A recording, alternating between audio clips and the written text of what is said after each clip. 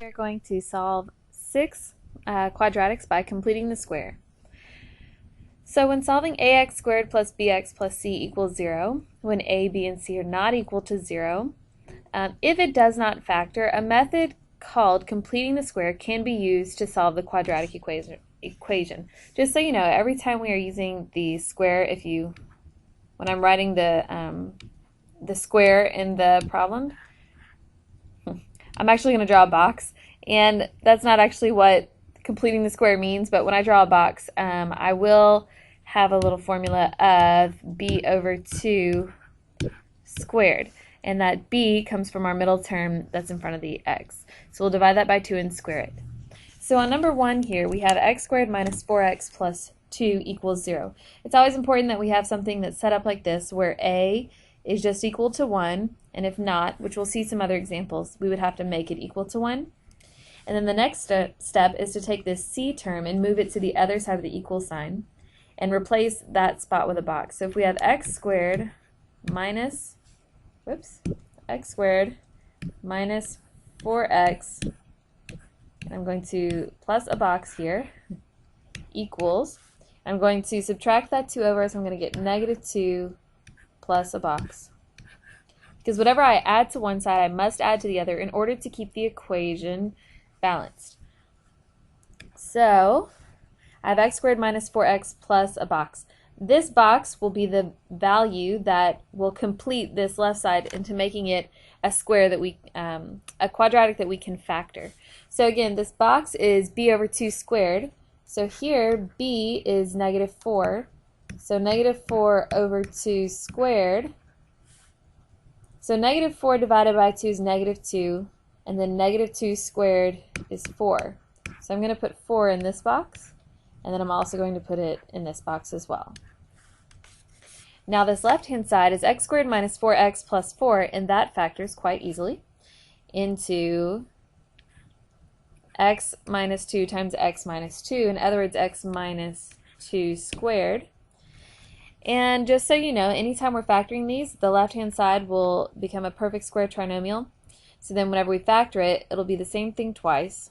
So x minus 2 times x minus 2. But this second part, where this minus 2 is, that's always half of what b is. So where it was negative 4x, we divided that in half, and we got that negative 2. Okay, that equals, our right-hand side is now negative 2 plus 4, so that's 2. And now we can use the square root property by taking the square root of both sides. So now we have x minus 2 equals positive or negative the square root of 2.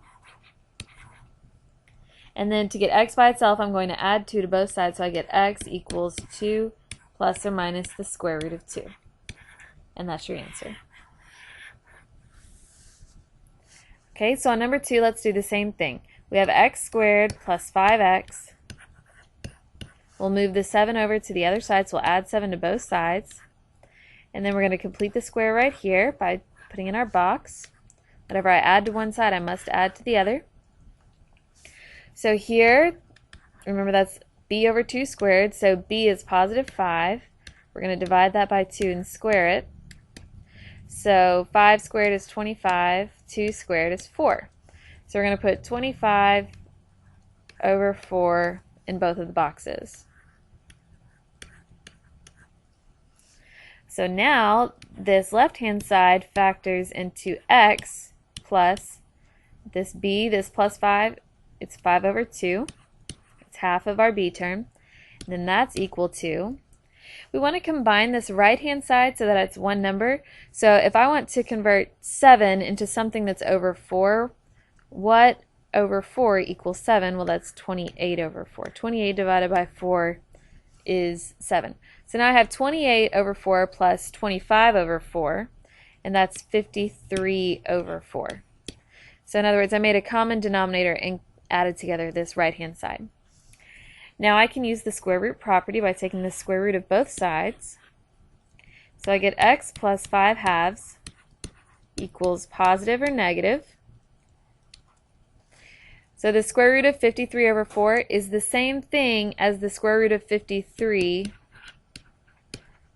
divided by the square root of 4. Well, the square root of 4 is 2, and the square root of 53 cannot be simplified anymore, so I'll just leave that as the square root of 53. Now I'm going to subtract the 5/2 from both sides to get x by itself.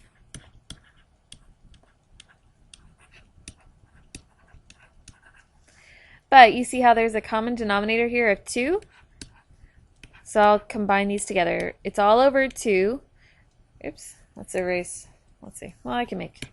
So, sorry. Okay. Fixed it. Okay. So we have -5 plus or minus the square root of 53 all over 2. And there's our answer. Okay. Now let's look at numbers 3 and 4 here.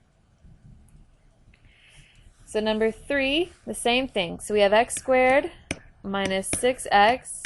We're going to add the 1 over to the other side. We're going to fill in a box on each side. So this box is b over 2, so -6 over 2 squared. -6 divided by 2 is -3. -3 squared is 9. So in each of the boxes I'm going to put in a 9. So this left-hand side factors into x minus 3. And then 1 plus 9 is 10. So now I'm going to take the square root of both sides using the square root property. And I get x minus 3 equals positive or negative square root of 10. Lastly, I need to add 3 to the other side to get x by itself. So I get 3 plus or minus the square root of 10. Number 4, x squared plus 7x. Move the 2 over to the other side. You're probably getting the hang of this by now. Add a box to both sides. The box is b over 2, so 7 over 2 squared. So 7 over 2 squared, 7 over 2 doesn't really simplify anymore, so we'll do 7 squared is 49, 2 squared is 4. So in each of these boxes we're going to have 49 over 4. So now the left-hand side factors into x plus, so positive 7 divided by 2 is 7/2, equal to, I want to make a common denominator on this right-hand side before I combine it. So 2, what divided by 4 gives me 2? Well, 8 over 4. So I have a common denominator of 4. 8 plus 49 is 57. So I have 57 over 4. So I have x plus 7/2 squared equals 57 over 4. I'm going to take the square root of both sides. So I get x plus 7/2 equals, well, the square root of 57 over 4 is the square root of 57 divided by the square root of 4. So the square root of 57 cannot be simplified anymore, so I'm going to have positive or negative square root of 57. And the 4, the square root of 4 is 2. So I need to subtract the 7/2 over to the other side.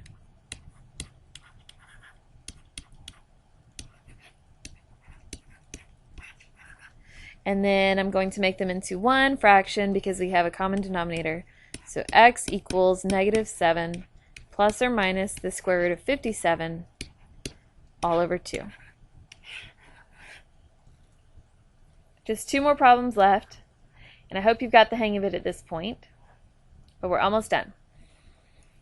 Okay, so number 5, we have 2x squared plus 4x minus 8 equals 0. Well, that's something we haven't looked at yet, where a is not equal to 1. It's really not a major problem here, because if you look across, we have a greatest common factor of 2. So if I take the 2 all the way out to the front, and I factor out that 2, I'll have 2 times x squared plus 2x minus 4 equals 0. And I'm going to divide both sides by 2a, so I have x squared plus 2x minus 4 equals 0. Now I'm going to move that constant term over, so I have x squared plus 2x equals 4. I can add in my box to both sides. Whatever I add to one side, I must add to the other. So here, I'm going to have my b over 2, so my b term is 2 divided by 2 squared. Well, 2 divided by 2 is 1, squared is 1, so I'm going to add 1 to both sides. Now my left side is a perfect squared trinomial, so I can factor that into x plus half of b is 1, and then I have 4 plus 1 is 5. Now I need to take the square root of both sides, so I get x plus 1 equals plus or minus the square root of 5. So my last step is to subtract 1 from both sides, and I get x equals negative 1 plus or minus the square root of 5, and that's it. And then number 6, this time whenever we're looking at 3x squared plus 9x minus 15 equals 0, we see that there is a greatest common factor of 3. So I'm going to pull the 3 out, and I have x squared plus 3x minus 5 equals 0. Divide both sides by 3, so I have x squared plus 3x minus 5 equals 0. Move the constant term over, so I have x squared plus 3x equals positive 5. Add in my boxes to both sides. So here, my b over 2, so I have 3 over 2 squared. So 3 squared is 9, 2 squared is 4. So in each of my boxes I have 9 over 4. My left-hand side factors into x, so positive 3 divided by 2 is a plus 3 halves squared equals. I need a common denominator before I can combine the 5 and the 9/4. So what divided by 4 gives me 5? Well, that's 20 over 4. So 20 over 4 plus 9 over 4 is 29 over 4. Take the square root of both sides. So I have x plus 3 halves equals positive or negative. Remember, the square root of 29 over 4 is the same thing as the square root of 29 over the square root of 4. So I have positive or negative square root of 29 over 2. Subtract the 3 halves from both sides, and here, remember, we'll have the same denominator, so I'll have x equals, so that becomes negative 3 plus or minus the square root of 29 all over 2. And that's it. Okay, so hope you wrote down your notes for this, and I will see you in class. Have a good evening. Bye.